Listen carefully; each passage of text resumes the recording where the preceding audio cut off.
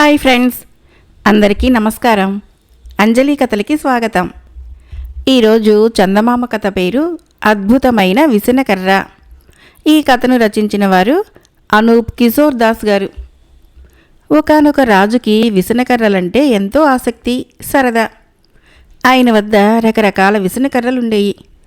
ఒకనాటి పగటి వేళ భోజనం ముగించి పడక గదికేసి పోతూ ఉండగా వీధిలో నుంచి విసనకర్రలు అమ్మేవాడొకడు. అద్భుతమైన విసనకర్రలు, అయినా కారు చౌక. ఒక్కొక్క దాని ఖరీదు 50 బంగారు కాసులే. మీ ఇళ్లలోని రుబ్బురోలు కంటే ఎక్కువ కాలం ఉపయోగపడుతుంది అంటూ అరవసాగాడు. రాజు నౌకర్ని పంపి విసనకర్రలు అమ్మేవాణ్ణి పిలిపించి, నీ దగ్గర ఉన్న విసనకర్రల గొప్పదనమేమిటి? అంత ఖరీదు చెబుతున్నావెందుకు అని ప్రశ్నించాడు. అందుకు వాడు, మహారాజా, ఇంత అద్భుతమైన విసనకర్రల్ని 50 బంగారు కాసులకే అమ్ముతున్నానంటే అది చాలా తక్కువ ధర.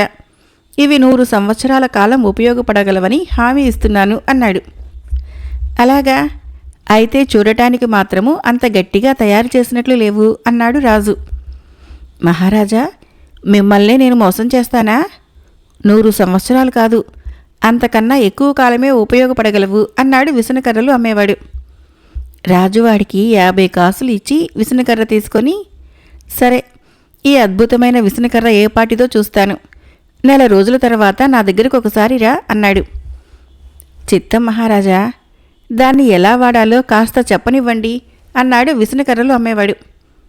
ఇది వింటూనే రాజు చిరుకోపంగా, విసనకర్రను ఎలా వాడాలో నాకు నేర్పుతావా? అదేమైనా బ్రహ్మ విద్య? ఇక వెళ్ళు అన్నాడు. ఆ తర్వాత రాజు కొంతసేపు విశ్రమించి ఆ కొత్త విసనకర్రతో విసురుకొని చూశాడు. దానిలో ఆయనకి ప్రత్యేకత ఏమీ కనిపించలేదు. ఇలా 10 రోజులు గడిచాక ఒకనాడు విసనకర్రను బిగించిన కర్రబద్ద ఊడి వచ్చింది. దానితో పాటు కుట్టిన ఆకులన్నీ ఊడి చెల్లాచెదురుగా క్రింద పడినాయి. అయితే రాజు ఆశ్చర్యపడేలా నెల రోజులకల్లా విసనకర్రలు అమ్మేవాడు రాజదర్శనానికి వచ్చి రాజుకి వంగి నమస్కరించి, చిత్తం, తమ ఆజ్ఞ మేరకు తమ దర్శనానికి వచ్చాను. ఏమిటి సెలవు అన్నాడు. రాజు పట్టరాని కోపంతో, ఒరే, నువ్వు పరమ మోసకారివి అంటూ జరిగింది చెప్పి, ఆ విసనకర్రను ఇప్పుడు నువ్వు పోల్చుకోగలవా అంటూ చిన్న భిన్నమైపోయిన విసనకర్రను చూపించాడు. మహారాజా, క్షమించాలి, విసనకర్రలో లోపం ఏమీ లేదు. దానిని సక్రమంగా ఉపయోగించటము మీకు చేత కాలేదు అన్నాడు విసనకర్రలవాడు. దాన్ని ఎలా ఉపయోగించాలంటావు అని అడిగాడు రాజు. మహారాజా, ఇది చాలా అద్భుతమైన విసనకర్ర అని ముందే చెప్పాను కదా. దాన్ని ఒక చేత్తో ఏమాత్రమూ కదిలించకుండా పట్టుకొని మన తలను మాత్రమే దాని ముందు అటూ ఇటూ కదిలించాలి అన్నాడు విసనకర్రలవాడు. రాజు హాస్యప్రియుడు. ఆయన వాడి మాటలకి పొట్ట చెక్కలయ్యేలా నవ్వి, ఆహా, విసనకర్రలను గురించిన నీ పాండిత్యము అద్భుతమైనది. నా దగ్గర ఎన్నో రకాల విసనకర్రలున్నాయి. నిన్ను వాటికి రక్షకుడుగా నియమిస్తున్నాను అని వాడికి ఆస్థానంలో ఉద్యోగం ఇచ్చాడు. మరొక కథ పేరు అన్వయ మంత్రి. ఈ కథను రచించిన వారు వసుంధర గారు. ఒకానొకప్పుడు కోసల దేశాన్ని చిత్రముఖుడు అనే రాజు పరిపాలించేవాడు. ఆయన మంత్రి సుబుద్ధి, పేరుకు పూర్తిగా వ్యతిరేకం. తన మంత్రి అవినీతిపరుడని తెలుసుకునేందుకు రాజుకు ఎంతో కాలం పట్టలేదు. ఆయన అసలు విషయం బయటపెట్టకుండా సమర్థుడు, నీతిపరుడు, నిజాయితీని నమ్మినవాడు అయిన వ్యక్తి కోసము స్వయంగా అన్వేషించసాగాడు. చివరకు ఒక గ్రామంలో గురుకులం నడుపుతున్న అన్వయుడు అన్ని విధాలా మంత్రి పదవికి తగినవాడని ఆయన నిర్ణయించి ఆ విషయము లేఖ ద్వారా అన్వయుడికి తెలియపరిచాడు. అన్వయుడు దీనికి ఆశ్చర్యపడి వెంటనే రాజధానికి బయలుదేరి చిత్రముఖుణ్ణి కలుసుకొని, ప్రభు, గురుకులాన్ని నడుపుకోవటంలో నాకెంతో తృప్తి ఉంది. రాజకీయాలు నాకు నచ్చవు. ఈ విషయము మీకు లేఖ ద్వారా తెలియపరచటము మర్యాద కాదని స్వయంగా చెప్పుకునేటందుకు వచ్చాను. నాకు మంత్రి పదవి వద్దు అన్నాడు. చిత్రముఖుడు అన్వయుడితో, మీకు పదవీ వ్యామోహం లేదు. మీ వంటి వారే మంత్రి పదవికి అర్హులు. నా మంత్రి సుబుద్ధి పదవీ వ్యామోహంతో అవినీతికి పాల్పడ్డాడు. ధన వ్యామోహంతో ప్రజాక్షేమాన్ని మరిచాడు. అందుకే అతన్ని పదవి నుంచి తొలగిస్తున్నాను. ప్రజాక్షేమాన్ని కోరి మీరీ పదవిని స్వీకరించి అసమర్థులను కనిపెట్టి వాళ్లను తగురీతిగా శిక్షించండి. సమర్థులకే అన్ని పదవులు లభించేలా చూడండి. మీ గురుకులం నడిపే ఏర్పాట్లు నేను చేస్తాను అన్నాడు. రాజు మాటలు కాదనలేక అన్వయుడు మంత్రి పదవికి ఒప్పుకున్నాడు. అన్వయుడు మంత్రి కావటము, తన పదవి పోవటము సుబుద్ధికి ఆశ్చర్యాన్ని కలిగించింది. అయితే ఇలా జరుగుతుందని ముందుగా తెలియకపోవటం వలన తన తప్పులు దాచిపెట్టుకునే అవకాశం లేకపోయింది. మొదటి రోజునే అన్వయుడు సుబుద్ధి కారణంగా జరిగిన పొరపాట్లు చాలా తెలుసుకొని అతన్ని సంజాయిషి అడిగాడు. సుబుద్ధికి ఏం చెప్పాలో తెలియక, పొరపాట్లు జరిగిన మాట వాస్తవం, కానీ నేను నిర్దోషిని. నా క్రింద పనిచేసే అధికారులందరినీ నేను నమ్మాను. రాజుగారికి అవసరమైన కొన్ని ముఖ్య రాజకీయ వ్యవహారాలు తప్ప మిగతావన్నీ నా క్రింది అధికారులే చూస్తున్నారు అంటూ నెపము వేరే వాళ్ళ మీదకి నెట్టేశాడు. సుబుద్ధి క్రింద పనిచేసే అధికారులు 100 మంది ఉన్నారు. అన్వయుడు మరునాడు వాళ్ళందరినీ కలుసుకుని ప్రశ్నించాడు. తప్పంతా మంత్రిదేనని, ఆయన ఎలా చెబితే అలా చేశామని అధికారులు అన్నారు. అంటే మంత్రి చాలా పొరపాట్లు చేశాడు. ఇలాంటి పొరపాట్లు చేసే మనిషి దుర్మార్గుడు, స్వార్థపరుడు అయ్యుండాలి. మంత్రి అలాంటి వాడనటానికి మీ దగ్గర రుజువులున్నాయా అని అడిగాడు అన్వయుడు. సుబుద్ధి దుర్మార్గాల్ని బయటపెట్టడానికి మాలో ప్రతి ఒక్కడి దగ్గర 100ల కొద్దీ రుజువులున్నాయి అన్నాడు అధికారుల్లో ఒకడు. సరే, మనము మళ్ళీ రేపు కలుసుకుందాము. అప్పుడు నేను సుబుద్ధి గురించి మీ నుంచి నాకు కావలసిన వివరాలు తెలుసుకుంటాను అని అన్వయుడు వాళ్ళందరినీ పంపించేశాడు. తర్వాత అన్వయుడు సుబుద్ధిని వెంటబెట్టుకొని రాజు వద్దకు వెళ్ళి, ప్రభు, సుబుద్ధి పదవిలో తన క్రింది అధికారులను శాసించాడే తప్ప వారి నిజమైన అభిమానాన్ని పొందలేకపోయాడు. అందుకే పదవి పోగానే వాళ్ళందరూ అతడికి వ్యతిరేకంగా మారిపోయారు అని చెప్పాడు. అయితే ఇతడికేం శిక్ష నిర్ణయించారు అని అడిగాడు రాజు. ఈ విషయము రేపటికి గానీ తెలియదు అన్నాడు అన్వయుడు. మర్నాడు 100 మంది అధికారులని అన్వయుడు ఎలా విచారణ చేస్తాడో చూడాలని రాజు కూడా అన్వయుడు పక్కనే ఉన్నాడు. అన్వయుడు, రాజు ఒక గదిలో పక్కపక్కనే ఆసనాల మీద కూర్చుంటే ఒక్కొక్క అధికారి విడివిడిగా వచ్చి వాళ్ళని కలుసుకున్నాడు. అన్వయుడు ముందుగా వచ్చిన అధికారితో, పాత మంత్రి సుబుద్ధి గురించి నీకేం తెలుసో చెప్పు అన్నాడు. వెంటనే ఆ అధికారి సుబుద్ధికి ఉన్న దురలవాట్లన్నీ ఏకరువు పెట్టబోతే అన్వయుడు అతన్ని వారించి, ఇవన్నీ నేను వినదలుచుకోలేదు. సుబుద్ధిలోని మంచి గుణాల గురించి కానీ సమర్థత గురించి కానీ ఏమైనా తెలిస్తే చెప్పు, లేదా వెళ్ళిపో అన్నాడు. ఆ అధికారి ఏమీ చెప్పలేక వెళ్ళిపోయాడు. ఆ తర్వాత ఒక్కొక్కరుగా 100 మంది అధికారులు వచ్చి వెళ్లారు. వారిలో 10 మంది మాత్రము సుబుద్ధిలో కొన్ని మంచి గుణాలున్నట్లు చెప్పారు. వాటిలో ముఖ్యమైనదేమిటంటే సుబుద్ధి తనకిష్టమైన పనులన్నీ నయానో భయానో తన క్రింది ఉద్యోగుల చేత చేయించగలడన్నది. అందరూ వెళ్ళిపోయాక అన్వయుడు రాజుతో, సుబుద్ధిలోని మంచి గుణాలు చెప్పిన 10 మందిని ఉంచి మిగతా 90 మందిని అధికారం నుంచి తొలగించాలి అన్నాడు. అంతేకాక పాత మంత్రి సుబుద్ధిని కారాగారంలో నేరస్తుల యోగక్షేమాలు విచారించే అధికారిగా నియమించాలన్నాడు. రాజు ఆశ్చర్యపడి, ఇదేమి నిర్ణయం మీది? తప్పు చేసిన సుబుద్ధికి వేరే పదవి ఇవ్వాలంటున్నారు. సుబుద్ధి మాట విన్న క్రింది ఉద్యోగుల్ని పనిలోంచి తీసివేయాలంటున్నారు. న్యాయంగా ఉందా అని ప్రశ్నించాడు. అన్వయుడు నవ్వి, ప్రభు, సుబుద్ధి తప్పు చేసి ఉండవచ్చు, కానీ అతడి క్రింద పనిచేసే వారెవ్వరూ తమకతడిపైన ఫిర్యాదు చేయలేదు. అంటే అతడు తన క్రింది వారిలో కొంత భయం పుట్టించాడన్నమాట. అందుకు కొంత సమర్థత అవసరం. ఆ సమర్థతను మనం ఉపయోగించుకోవాలి. తనకిష్టమైన పనులు తన క్రింద వారి చేత నయానా భయానా చేయించగల శక్తి అతడుకుంది. ఇక నుంచి కారాగారం అధికారిగా అతడు తన క్రింది వారి చేత ఏం చేయించాలో నేను నిర్ణయించి పర్యవేక్షిస్తాను. ఆ విధంగా ఎందరో నేరస్తులను సంస్కరించవచ్చు.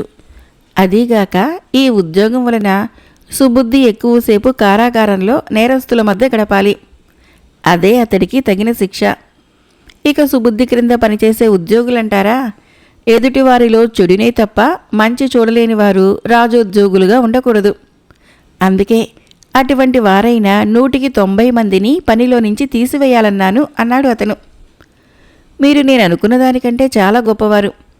మంత్రి అంటే అన్వయ మంత్రే మంత్రి అని రాజు చిత్రముఖుడు అన్వయుణ్ణి ఎంతగానో మెచ్చుకున్నాడు.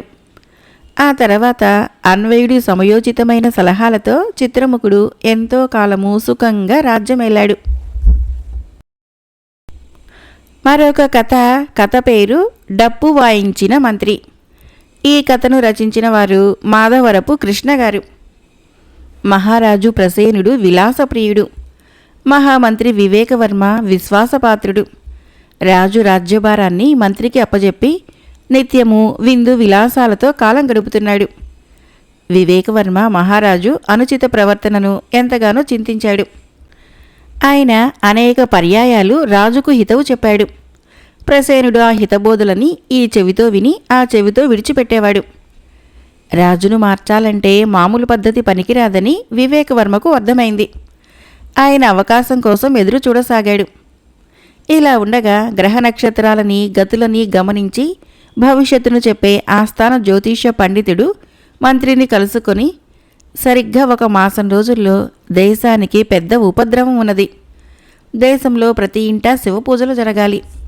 అదొక్కటే నివారణోపాయము అని చెప్పాడు. వివేకవర్మ మహారాజుకి విషయం మనవి చేసుకున్నాడు. ప్రసేనుడిది విని నవ్వి, ఇందులో నేను చేసేదేముంది, దేశమంతటా శివపూజలు జరగాలని చాటింపు వేయించు అన్నాడు. తమరు కూడా రాజధాని మధ్యలో ఉన్న శివాలయంలో ప్రతి దినము శివపూజ జరిపిస్తే ప్రజలకు ధైర్యంగానూ మార్గదర్శకంగానూ ఉంటుంది కదా అని సూచనప్రాయంగా చెప్పాడు వివేకవర్మ. నేను అంతఃపురంలోనే శివపూజలు చేస్తాను. ఆ విషయం ప్రజలకు చెప్పు. వాళ్లకు ధైర్యం కావాలంటే నా తరపున నగర మధ్యంలో శివపూజలు నువ్వు చెయ్యి అన్నాడు ప్రసేనుడు. వివేకవర్మ అప్పటికి ఇంకేమీ మాట్లాడక వినయంగా తలాడించి అక్కడి నుంచి సెలవు తీసుకున్నాడు. ఆ రోజు సాయంకాలము మంత్రి స్వయంగా తానే రాజధాని నగరంలో డప్పు వాయిస్తూ తిరుగుతూ చాటింపు వేశాడు. ఈ విశేషాన్ని నగరవాసులందరూ విచిత్రంగా చెప్పుకున్నారు. ఈ వార్త ప్రసేనుణ్ణి చేరింది.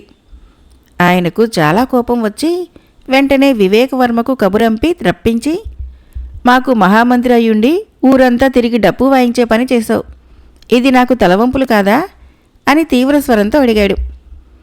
ఇందులో తలవంపులకేముంది ప్రభు, ఒక మహారాజు చేసే పనిని మంత్రి చేయగలుగుతున్నాడంటే లేని తలవంపు ఇందులో ఎక్కడ ఉంది ప్రభు అని అడిగాడు వివేకవర్మ. మంత్రి మాటల్లోని చురక అర్థమైనా ప్రసేనుడు అంతగా పట్టించుకోక, కానీ ఎవరి పని వారు చేయాలి, ఏ పనికైనా అందులో శిక్షణ అవసరం, ఆ శిక్షణ లోపించడం వలన నీ చాటింపు సరిగ్గా లేదు, నీ డప్పు తిన్నగా మ్రోగలేదు, నీ మాట తిన్నగా వినపడలేదు, చేతకాని పని చేశావు, ఇందుకు సంజాయిషి ఇచ్చుకోవాలి అన్నాడు. వివేకవర్మ ఈ ఆరోపణలకి ఏమాత్రమూ చెలించక, ప్రభు, నాకు మంత్రాంగంలోనే తప్ప రాజరికంలో శిక్షణ లేదు, మీ సాన్నిహిత్యంలో ఏదైనా నేర్చుకుందామన్నా మీరు తొలి నుంచి బాధ్యతను నాకే అప్పచెప్పారు. తమరు అప్పగించిన బాధ్యతను నేను సక్రమంగా నిర్వహిస్తున్నానా లేదా అని ఒక్కసారి కూడా విచారించలేదు. డప్పు వాయించేవాడి పనినే సక్రమంగా నిర్వహించలేని నేను రాజ్య బాధ్యతలని సరిగ్గా నిర్వహించగలనా అన్నాడు. ప్రసేనుడికి వెంటనే ఏమనాలో తోచలేదు. మంత్రి పరోక్షంగా తన తప్పును ఎత్తి చూపిస్తున్నాడని ఆయన గ్రహించాడు. మంత్రి మాటల్లో నిజముందని ఆయనకు తోచింది. కానీ అప్పుడే అది ఒప్పుకోవటం ఇష్టం లేక, నీ ప్రశ్నలకు నేను తప్పక బదులిస్తాను, ముందు నాకు సంజాయిషి ఇవ్వు అన్నాడు. సంజాయిషి ఉంది ప్రభు, నగరంలో డప్పు వాయించే కొండయ్యకు కొత్తగా పెళ్ళయింది. ఇప్పుడు వాడు రాత్రి పగలు తెలియకుండా అహర్నిశలు భార్యతోనే గడుపుతున్నాడు. అందుకని వాడి పని నేను చేయాల్సి వచ్చింది అన్నాడు వివేకవర్మ. అందుకు నువ్వే దొరికావా? నగరంలో డప్పు వాయించగల వ్యక్తి మరొకడు లేనే లేడా అన్నాడు ప్రసేనుడు కోపంగా. చాలామందే ఉన్నారు ప్రభు, కానీ కొండయ్య నాతో, ఈ దేశంలో రాజుకొక న్యాయము నాకొక న్యాయమునా, విలాస జీవితంలో మునిగి తేలే వాళ్ల బాధ్యతల్ని తీసుకోవటము తమరికెలాగూ అలవాటే, నా బాధ్యతను తమరే తీసుకోవాలి అనటంతో నా నైతిక బాధ్యతను గుర్తించి కాదనలేకపోయాను అన్నాడు మంత్రి గంభీరంగా. కొండయ్యకు అంత మాట అనే ధైర్యం లేదని, అది మంత్రి కల్పన అని ప్రసేనుడు గ్రహించాడు. తనను రెచ్చగొడితే కఠిన శిక్ష ఉంటుందని తెలిసి కూడా అసలు విషయాన్ని గ్రహించేలా చేయటానికి అంతకు తెగించిన మంత్రి ధైర్యాన్ని ప్రశంసించకుండా ఉండలేకపోయాడు ఆయన. ఆ తర్వాత ప్రసేనుడు తనే రాజ్యభారాన్ని స్వీకరించి మంత్రి సలహాలతో రాజ్యాన్ని మరింత సుభిక్షంగా చేయగలిగినాడు. మరొక కథ పేరు అంచనా. ఈ కథను రచించిన వారు శ్రావ్య గారు. కాంచనపురంలో రత్నశేఖరుడు పేరు పొందిన నగల వ్యాపారి. ఆభరణాల తయారీలో ప్రత్యేకమైన నైపుణ్యం కలవాడు. అందుకని ఎందరో ఆయన వద్ద నగలు చేయించుకోవాలని మనసు పడేవారు. కానీ అందరికీ అది సాధ్యపడేది కాదు. రత్నశేఖరుడు డబ్బు బాగా సంపాదించినప్పటికీ తన దుకాణంలో ఆభరణాల తయారీకి బాగా హెచ్చు మజూరీ తీసుకునేవాడు. అంత మజూరీ ఇచ్చుకోలేక సామాన్యులైన దుకాణంలో అడుగు పెట్టేవారే కాదు.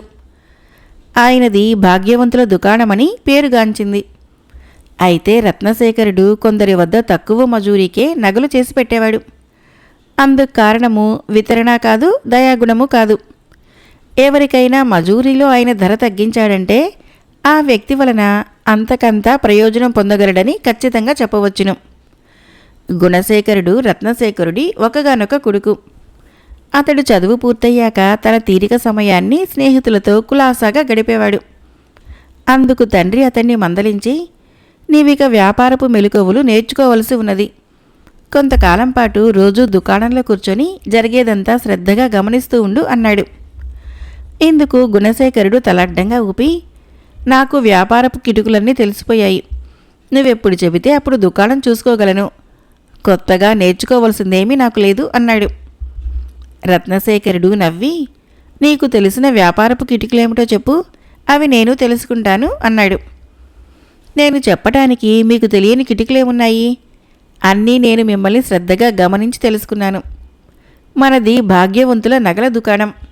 మన దుకాణంలో ఏ తరహా నగకెంత మజూరీ తీసుకోవాలో నాకు తెలుసు. అయితే కొందరి వద్ద మజూరీ తక్కువ తీసుకుంటాం. ఎందుకంటే వారి వలన మనకెంతో ప్రయోజనం ఉంటుంది అన్నాడు గుణశేఖరుడు. రత్నశేఖరుడు కుమారుణ్ణి శభాషని మెచ్చుకొని, నాకెంతో సంతోషంగా ఉంది. నీవు సమర్థుడివయ్యావు. అన్నీ బాగానే ఉన్నాయి. కానీ తక్కువ మజూరీకి ఒప్పుకునేటందుకు వ్యక్తుల ప్రయోజనాలని అంచనా వేయటంలో నీవెంతవరకు ఆరితేరావో తెలుసుకోవాలని ఉంది. ఒక్కరోజు నువ్వు దుకాణంలో కూర్చో అన్నాడు. ఇందుకు గుణశేఖరుడు అంగీకరించాడు. ఒక రోజున అతడు దుకాణంలో కూర్చొని ఉండగా రాజుగారి ఆదాయపు పన్ను విభాగం నుంచి ఒక చిన్న ఉద్యోగి వచ్చాడు. అతడి వలన పన్ను ఆదా అవుతుందని నగల మజూరీకి తక్కువ సొమ్ము తీసుకోవచ్చుననుకున్నాడు గుణశేఖరుడు. రత్నశేఖరుడు కుమారుడి తెలివిని మెచ్చుకున్నాడు. తర్వాత కొత్వాలు వద్ద పనిచేసే చిన్న ఉద్యోగి వచ్చాడు. గుణశేఖరుడు అతడి విషయంలోనూ తక్కువ మజూరీ చెప్పి, నగల దుకాణం అన్నాక అప్పుడప్పుడు దొంగ సొమ్ముతో వ్యవహరించవలసి ఉంటుంది. కొత్వాలు మనుషుల పరిచయం వలన మనకి ఇబ్బందులు ఉండవు, ఉన్నా సులభంగా తొలగిపోతాయి అని తర్వాత తండ్రికి చెప్పాడు. ఇలా కొందరయ్యాక ఒక యువతి దుకాణంలోకి అడుగుపెట్టింది. ఆమె రత్నశేఖరుడితో, అయ్యా, నేను రాజాంతఃపురంలో పరిచారికను. ఈ మధ్యనే నాకు వివాహం నిశ్చయమైంది. పెళ్లి నగలు మీ దుకాణంలో చేయించుకోవాలని కోరిక. అయితే మామూలుగా మీరడిగే మజూరీ నేను ఇచ్చుకోలేను అన్నది. రత్నశేఖరుడు ఆమెకు ఏమి కావాల్సింది అడిగి తెలుసుకొని, ఈ హారాలకి మజూరీ చాలా ఎక్కువే అవుతుంది, తగ్గించడము సాధ్యమని నేను అనుకోను. ఏమంటావురా అబ్బాయి అంటూ గుణశేఖరుడి వంక చూశాడు. రాజాంతఃపురంలో పరిచారిక వలన తమకే ప్రయోజనము ఉండదన్న భావంతో గుణశేఖరుడు కూడా తండ్రితో ఏకీభవిస్తున్నట్లు తల అడ్డంగా ఊపి, తాహతుకు తగ్గ చోటుకు వెళ్ళటం మంచిదమ్మా అన్నాడు. ఈ మాట వింటూనే రత్నశేఖరుడు కళ్ళెర్ర చేసి, మనము తాహతు గురించి మాట్లాడటం తప్పు. ఈనాటి పరిచారిక రేపటి రాణి కావచ్చు. ఇష్టమైతే పని చేస్తాము, లేకుంటే లేదు. కానీ డబ్బుతో తాహతును ముడిపెట్టడం తప్పు. నీవు ఈ విధంగా మాట జారినందుకు పరిహారంగా నేను ఈమెకు పెళ్లి నగలు తక్కువ మజూరుతో చేయటానికి అంగీకరిస్తున్నాను అన్నాడు. ఆ యువతి కృతజ్ఞతలు తెలుపుకొని వెళ్ళిపోయింది. అప్పుడు రత్నశేఖరుడు, ఈ అంతఃపుర పరిచారికకు తక్కువ మజూరితో రూపకల్పనలో అద్భుత నైపుణ్యం ఉట్టిపడే హారాలు చేయిస్తాను. ఎందుకంటే దాసి దాని నగే అంత అద్భుతంగా ఉంటే రాణివాసపు స్త్రీలు ఊరుకుంటారా? ఎంత డబ్బైనా వెచ్చించి ఇంకా గొప్పవి చేయమంటారు. ఆ ప్రచారానికి బేరాలకు ఈ మజూరీ నష్టమే పెట్టుబడి అన్నాడు కొడుకుతో. వ్యక్తుల ప్రయోజనాలని అంచనా వేయటంలో తానింకా చాలా నేర్చుకోవాలని గ్రహించిన గుణశేఖరుడు అప్పటి నుంచి ప్రతిరోజు దుకాణంలో కూర్చొని తండ్రి నుంచి ఎన్నో కొత్త విశేషాలు తెలుసుకోసాగాడు. మరొక కథ పేరు అక్షర జ్యోతి. ఈ కథను రచించిన వారు కె భాషా గారు. చిన్నప్పటి నుంచి శ్రీనివాసులకు చదువుకోవాలని పెద్ద కోరిక ఉండేది. అతని ఊళ్ళో చదువుకున్న వాళ్ళొక్కళ్ళైనా లేరు. అందరూ కాయకష్టం చేసుకుని సుఖంగా బ్రతుకుతున్నారు. ఇంకా చదివేందుకు అని వాళ్ళు అనుకునేవారు. శ్రీనివాసులు గొడవ భరించలేక తండ్రి అతన్ని పట్నంలోని బావమరిది ఇంటికి పంపించాడు. అక్కడ అతను బాగా చక్కగా చదువుకొని గురువుల చేత శభాష్ అనిపించుకున్నాడు. అతడి తెలివితేటలకి చురుకుదనానికి ముచ్చటపడి అక్కడ జమీందారు తన కొలువులో ఉద్యోగం కూడా ఇచ్చాడు. ఒకసారి శ్రీనివాసులు తన ఊరు వెళ్ళాడు. గ్రామస్తులందరూ వాడి గొప్పతనానికి గర్వపడి, జమీందారు కొలువులో నువ్వేం చేస్తూ ఉంటావు అని అడిగారు కుతూహలంగా. అందరికీ అర్థమయ్యే సులభ శైలిలో మన కావ్యాల్ని, పురాణాలని, శాస్త్ర గ్రంథాలని తిరగరాస్తున్నాను. మీకోసం నేను వ్రాసిన ఒక పుస్తకం తెచ్చాను, అంతా చదువుకోండి అన్నాడు శ్రీనివాసులు. గ్రామస్తులు పుస్తకాన్ని చూసి ముచ్చటపడ్డారు తప్పితే చదవాలంటే ఒక్కరికి అక్షర జ్ఞానం లేదు. ఇందుకు శ్రీనివాసులు చీత్కరించుకొని, నేను వ్రాసిన పుస్తకం చదివే అక్షర జ్ఞానం మనూళ్ళో లేదంటే అది నాకు మనూరికి కూడా అవమానమే. నేను కొన్నాళ్ళు ఇక్కడ ఉండి మీ అందరికీ చదువు చెబుతాను, నేర్చుకోండి అన్నాడు. కానీ అందుకు గ్రామస్తులు సుముఖంగా లేరు. పగలంతా శరీర శ్రమతో వారికి తీరుబడి ఉండదు. ఇంకెప్పుడు చదువుకుంటారు? శ్రీనివాసులు వారికి రాత్రిపూట చదువు చెబుతానన్నాడు. దానికి గ్రామస్తులు నవ్వి, మనూరికి నువ్వొక్కడివి చదువుకున్నావు, మా అందరికీ అది చాలు అన్నారు. శ్రీనివాసులు అప్పటికేమీ మాట్లాడక రాత్రి అయ్యేదాకా ఊరుకొని అప్పుడు గ్రామంలో ఒక్కొక్కరి ఇంటికి వెళ్ళి, ఈ రాత్రికి మీ ఇంట్లో దీపాలు వెలిగించవద్దు, అయినా మీ ఇళ్లకు వెలుగు వస్తుంది అన్నాడు. ఆ అద్భుతమేదో చూడాలన్న కుతూహలంతో ఆ రాత్రికి గ్రామస్తులెవరూ ఇండ్లలో దీపాలు వెలిగించుకోలేదు. కానీ ఎప్పటికీ వాళ్ళ ఇళ్లలోకి వెలుగు రాలేదు. చివరికి వాళ్ళంతా కలిసి శ్రీనివాసులింటికి వెళ్ళారు. అతడింట్లో దీపాలు వెలుగుతున్నాయి. గ్రామస్తుల ఫిర్యాదు విన్న శ్రీనివాసులు, అదేమిటి, మీ ఇళ్లలోకి వెలుగు రావాలని మా ఇంట్లో దీపాలు వెలిగించానే, అయినా ఎందుకు రాలేదో విచిత్రంగా ఉంది అన్నాడు. గ్రామస్తులు చిరాకుపడి, నీ ఇంట్లో దీపం వెలిగితే మా ఇంట్లో ఎందుకు వెలుగొస్తుంది అన్నారు. ఏమో, మీ అందరినీ చదువుకోమంటే నేనొక్కడిని చదువుకుంటే చాలన్నారు. మనందరము వత్తి చమురు ఉన్న ప్రమిదల వంటి వాళ్ళము. నా ఒక్కడిలోనే అక్షరజ్యోతి వెలుగుతోంది. దాని సాయంతో మీ అందరిలోనూ అక్షరజ్యోతి వెలిగించాలనుకున్నాను. మీరు మాత్రము నా ఒక్కడి జ్యోతి ఊరందరికీ సరిపోతుందంటే అన్ని దీపాల విషయంలోనూ అంతేననుకొని అలా చెప్పాను. కానీ ఎక్కడో తేడా ఉన్నట్లే తోస్తోంది అన్నాడు శ్రీనివాసులు. ఈ చురకతో గ్రామస్తులకి తమ ఆలోచనల్లోని పొరపాటు తెలిసి వచ్చింది. పల్లె ప్రజల ఆలోచనలు సేకరించి పుస్తకం రాస్తానని తన గ్రామం వచ్చిన శ్రీనివాసులు తానున్న కాలంలో గ్రామంలో ప్రతి ఇంట అక్షరజ్యోతిని వెలిగించగలిగాడు. ఆ తర్వాత అతడు వ్రాసిన పుస్తకాలన్నింటినీ తామే స్వయంగా చదువుకోగలిగారు గ్రామస్తులు. మరొక చిన్న కథ పేరు బేరగాళ్లకు మర్యాద. ఈ కథను రచించిన వారు వి శ్రీనివాసులు గారు. రంగన్నపాలెంలో వనయ్య, ధనయ్య అనే ఇద్దరు బట్టల వ్యాపారులున్నారు. ఇద్దరి దుకాణాలు ఒకే వీధిలో పక్కపక్కనే ఉండేవి. కానీ వ్యాపారంలో మాత్రము వనయ్యదే పై చేయిగా ఉండేది. వనయ్య తన దుకాణం ముందు ఓ మనిషిని నిలబెట్టి దారిని పోయేవాళ్ళని పిలిపించేవాడు. వాళ్ళు బట్టలు అవసరం లేదు ముర్రు అంటే, అవసరం ఎప్పుడొస్తుందో ఏం తెలుస్తుంది, తమరిప్పుడేం కొననక్కర్లేదు, మా సరుకు చూసి వెళ్ళండి, చూసినవి మనసులో ఉంచుకోండి, తెలిసిన వారికి చెప్పండి, మీకు అవసరమైనప్పుడు మా దుకాణాన్ని గుర్తుంచుకొని ఇక్కడికే రండి అని ఆ కుర్రవాడి చేత చెప్పించేవాడు. లోపలికి వచ్చిన వాళ్ళకి ఫలరసాలు, మజ్జిగ దాహమో, మంచినీళ్ళో ఇచ్చి ఆదరించేవాడు. తీయని మాటలు చెప్పేవాడు. చూసేవారికి మతిపోగొట్టే రకరకాల బట్టలు చూపించేవాడు. ఒకసారి వనయ్య దుకాణంలో అడుగుపెట్టిన వారు ఏదో ఒకటి కొనకుండా వెళ్ళేవారు కాదు. ధనయ్యకి మాటల గారడీ తెలీదు. వ్యాపార దక్షత అంతంత మాత్రం కావటంతో తన వ్యాపారాన్ని పెంచుకునేటందుకు కొంతకాలం పాటు అతడు వనయ్యను అమిత శ్రద్ధతో గమనించసాగాడు. వనయ్యలా మాటలు చెప్పడం నాకు రాదు కాబట్టి నేను ఆదరణతో ఆకట్టుకోవటం నేర్చుకోవాలి అనుకున్నాడు ధనయ్య. అందుకని అతడు తన దుకాణంలో ఫలరసాలు, మజ్జిగ, చల్లని నీళ్లు అమర్చి ఉంచుకొని దారిన పోయే వాళ్ళని ఆహ్వానించి వారికిచ్చి మర్యాదలు చేయసాగాడు. అలా 1 నెల రోజులు గడిచింది. ధనయ్యకు ఖర్చు పెరిగిందే తప్ప అమ్మకాలు పెరగలేదు. ఒక రోజున చెంచయ్య అనే ఆసామి వనయ్య దుకాణానికి వెళ్ళాడు. ఆయనకు పెళ్లి బట్టలు కావాలట. వనయ్య ఇప్పట్లో తన వద్దకు పెళ్లి బట్టలు రావని ఖచ్చితంగా చెప్పేయటంతో ఆయన బయటకు వచ్చాడు. ఈ విషయం తెలుసుకున్న ధనయ్య ఆయన స్వయంగా దుకాణంలోకి ఆహ్వానించి ఫలరసాలిచ్చి మర్యాద చేసి తన దుకాణంలో సరుకంతా చూపించాడు. ఆయన 1000 రూపాయల సరుకు బేరం చేసి, నా వద్ద 100 రూపాయలు మాత్రం ఉన్నాయి, అరువిస్తే తీసుకుంటాను, నీ బాకీ 1 నెల రోజుల్లో పువ్వుల్లో పెట్టి తీర్చేస్తాను అన్నాడు.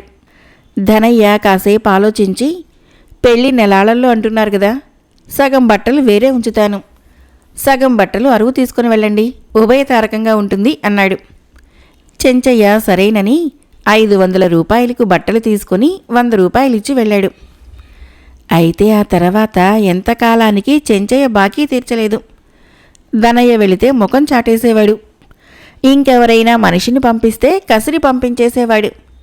ఏం చేయాలో పాలుపోని సందర్భంలో ధనయ్య ఉంటే వనయ్యతో గొడవపడి ఆ దుకాణంలో పని మానుకున్న గురునాథము ఆయన్ని కలుసుకొని పని ఇప్పించమని అడిగాడు. చెంచయ్య బాకీ వసూలు చెయ్యి, పని ఇస్తాను అన్నాడు ధనయ్య. చెంచయ్య బాకీ తీర్చే మనిషి కాడు, అందుకే నా పాత యజమాని ఆయనకు సరుకు లేదని చెప్పేవాడెప్పుడు అన్నాడు గురునాథం. దారిన పోయే వాళ్ళందరికీ ఫలరసాలిచ్చి మర్యాద చేసే ఆయనకు అరువులివ్వకుండా బేరాలు ఎలా వస్తున్నాయి అన్నాడు ధనయ్య చిరాగ్గా. అదా, ఆయన ఎప్పటికప్పుడు ఊళ్ళో వాళ్ళ అవసరాలన్నీ తన మనుషుల ద్వారా ఆరాలు తీస్తుంటాడు, అవసరాలున్నవారికే ఫలరసాలిచ్చి మర్యాదలు చేస్తాడు అన్నాడు గురునాథం. అప్పటికి అసలు రహస్యం తెలుసుకున్న ధనయ్య గురునాథాన్ని పనిలో చేర్చుకున్నాడు. కథ అయిపోయింది. ఫ్రెండ్స్, ఈ కథలు నచ్చినట్లయితే మన ఛానల్ని తప్పకుండా సబ్స్క్రైబ్ చేయండి, లైక్ చేయండి, షేర్ చేయండి, కామెంట్ చేయండి. Thank you.